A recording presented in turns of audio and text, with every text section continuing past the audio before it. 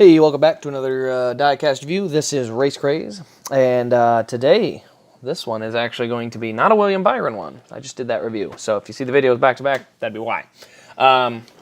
This is going to be a chassis swap video, so we're going to show you the difference. I already took apart the chassis of a 2015 Casey Kane Great Clips Color Chrome car, and that is this one right here. It's a beautiful looking car. Got it for like 20 bucks, so... As a Kane fan, I can't complain about his diecast dropping in price. It's kind of nice. So, but anyway, so I already took the chassis off that, and the chassis I have sitting over here. And so this is the chassis, and to take that out, I'll just flip it on the bottom here. There's bolt screw here. There's a screw here. And a screw here, and the same on the other side. So there's 6 total screws. You take those out, and you can get the chassis off. It just pops right out. There's nothing holding it in place.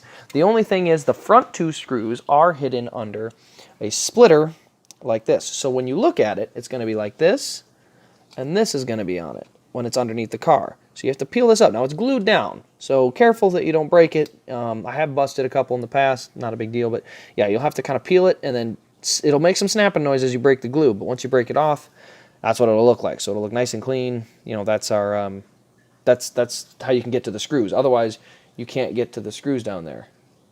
So that's how you get that chassis off. Very simple.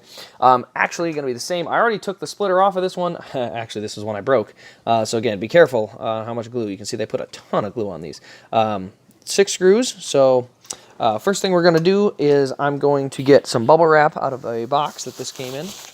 Lay it down on here, just so that way I don't scuff up or scratch the paint, because, you know, take care of your diecast. Treat them right, and they'll treat you right. Not really, because they don't do anything. They're just cars. But, anyway, we'll start here. So we'll take this one. We take all 4 or all 6. We take all 6 screws out. Should have gotten a manicure so I had nice and pretty hands, but I did not do that. So that's...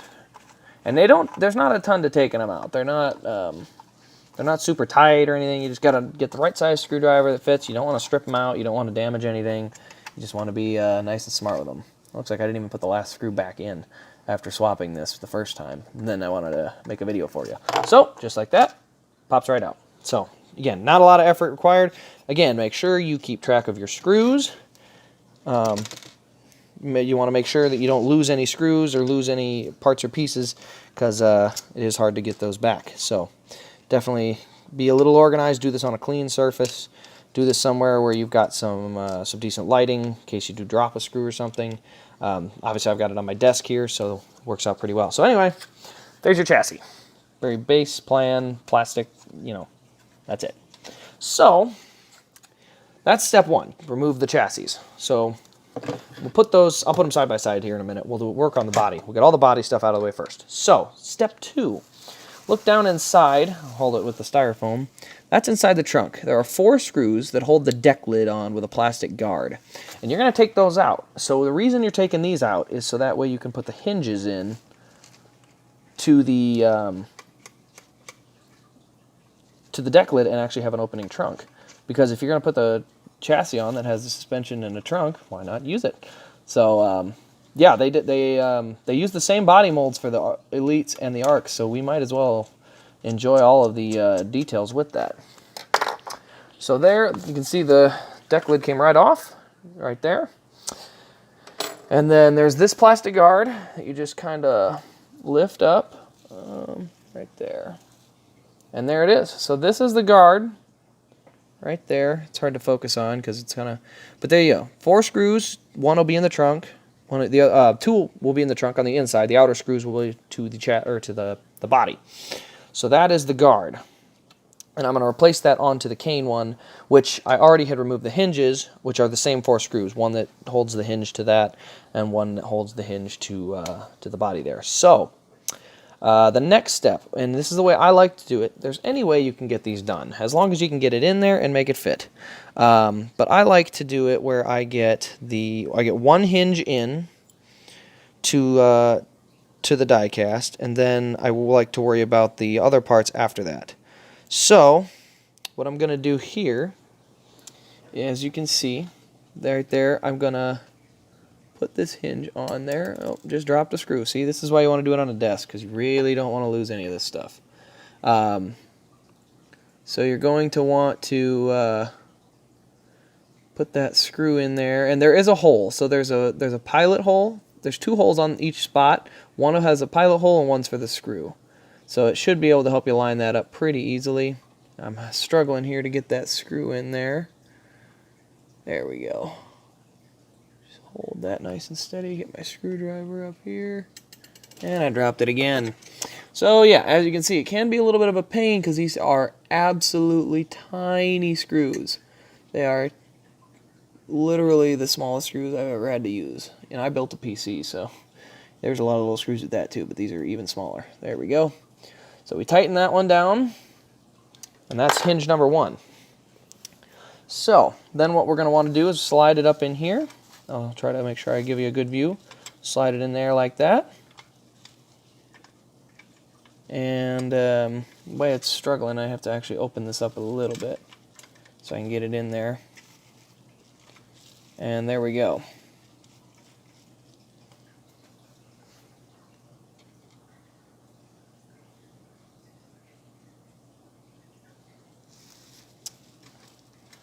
I believe that'll do the trick. Yes, it will. So step 2 will be to put in a screw to the chassis. And again, this one's going to be kind of tough to do so that you can see it. But it goes right up here along the on the side of this here. There we go, right there. So I got the screw in. Use my little bitty screwdriver with hopefully a steady hand.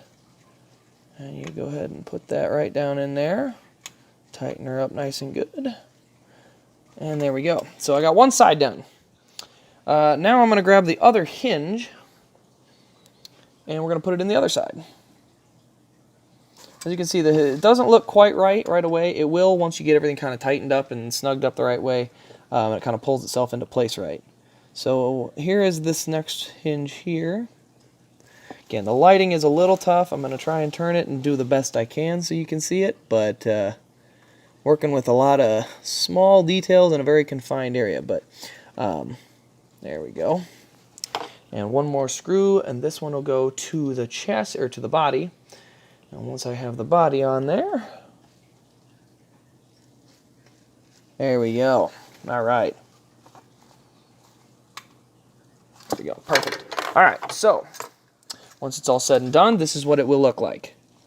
And as you can see, there's a small gap, but it doesn't look that bad on the top. It only looks bad underneath because there's a small gap. But again, it's not noticeable. The trunk is still very well lined up. And now we have an opening trunk on the rear here. So that is the benefit of being able to do that. So that's what it'll look like when you're done with it.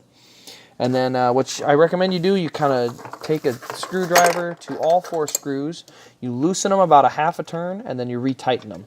And it just helps to make sure it's all set in the right spot. It'll kind of adjust itself if it's a little off. Just kind of help it line itself up nicely. And again, you will want to do this on foam because it does take a little pressure, and you have to push down on it. So you definitely, oops, see right there, I just popped the trunk right open on that one. But you definitely want to be pushing down on foam instead of a table, because you'll probably scratch the paint on the roof, and you just bought a new diecast. You definitely don't want to scratch paint on it. Everybody knows that. So there we go. That's the body. Now I've got a hood open, trunk open, and roof flaps open. That's a defect from the factory. That's their fault. So not really sure how that happened, but yeah, not anyway. Now we'll get to the chassis part. So pull the body off here, put it on top of a box. Please don't fall over. So let's look at the chassis side by side. So there's our plastic, there's our metal die cast. Motor detail, same. Chassis or cab detail, about the same. Suspension, that's definitely a win here. And it actually sits just a tick lower once you get it all screwed in place. But otherwise, it's not a huge difference. It's actually pretty darn close. So, you know, no complaints to the way they do the new chassis or anything, but it is nice to have the working suspension on front and back versus plastic. So, and the posable wheels are nicer. So, because they're individual spindles, not an axle. But anyway, let's get that. Let's put that body on. So what you want to do, and this is the way I found it, because it is a little bit of a squeeze. There's a couple of hinges that kind of block a piece of plastic. They're fine, so don't get too panicky about it if it's, you know, doesn't seem like it's fitting right. You just go ahead and set it in here like this.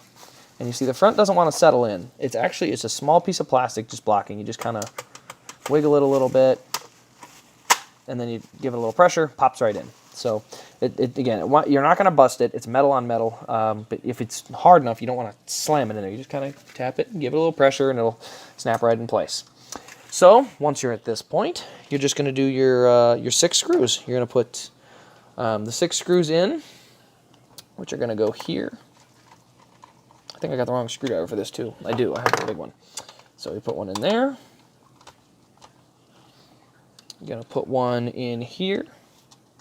And because I have enough of these spare ones sitting around, I'm going to probably invest in some more. I'm going to buy some other Casey Kane ones or other cheap Chevy SS's I can find for, you know, a big bundle of them for a whole bunch of money, or hopefully not a ton of money, but basically I can turn anything I get in ARC and turn it into a decent looking, not an Elite. They call it the Elite for this year, but it's really still just the ARC. There's only small differences. I hope the detail is as good as it's supposed to be, but we'll see. And but anyway, you can improve the detail on your cars that way, and make your die-cast look a lot nicer. And so we'll get over here to the back bumper, right there.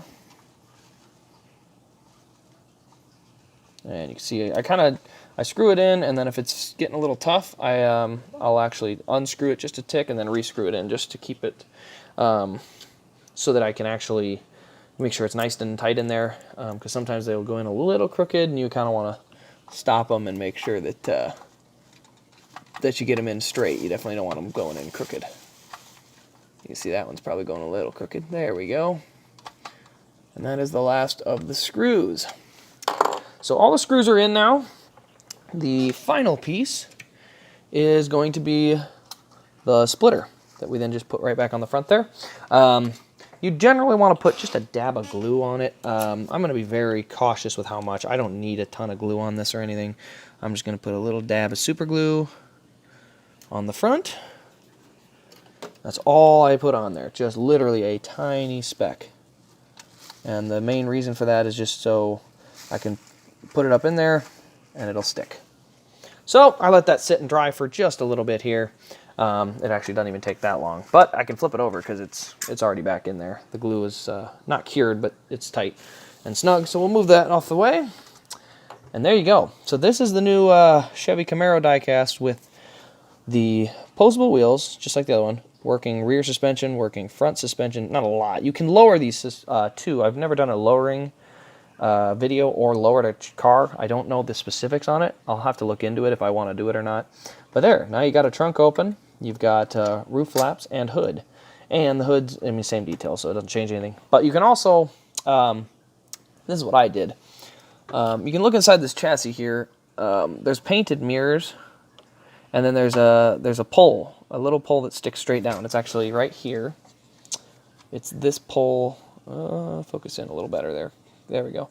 It's this pole right there.